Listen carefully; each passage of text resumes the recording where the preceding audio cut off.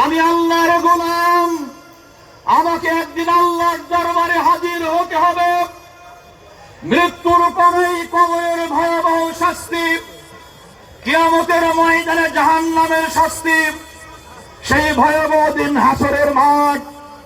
আমি আল্লাহর গোলাম, সকল পরিস্থিতি মোকাবেলা করে, বাতিলের সকল চ্যালেঞ্জকে মোকাবেলা করে আমি এই দুনিয়ায় শান্তি কায়েম করতে চাই, কোরআনের হুকুমে কায়েম করতে চাই।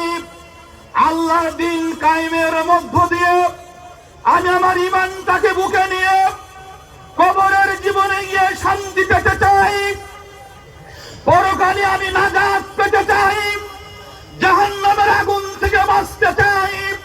অতএব আমি মুমিন, আমি হৃদয়ে ধারণ করলাম, যদি আমি সামনে আগাই, সকালবেলায় সূরা হাশর পড়ে আমি পুঁজি অর্জন করেছি, এই দুনিয়ার কোন শক্তি আমার গতিরোধ করতে পারবে না, আমার কোন ক্ষতি করতে পারবে না।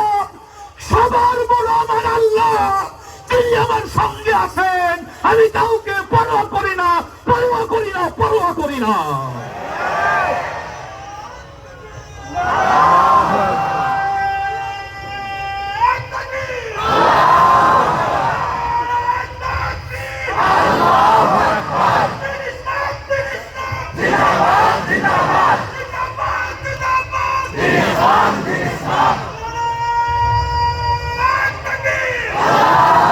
আমার ভাইয়েরা, আমার মুসলমান ভাইয়েরা, আমি আপনাদেরকে বলতে চাই,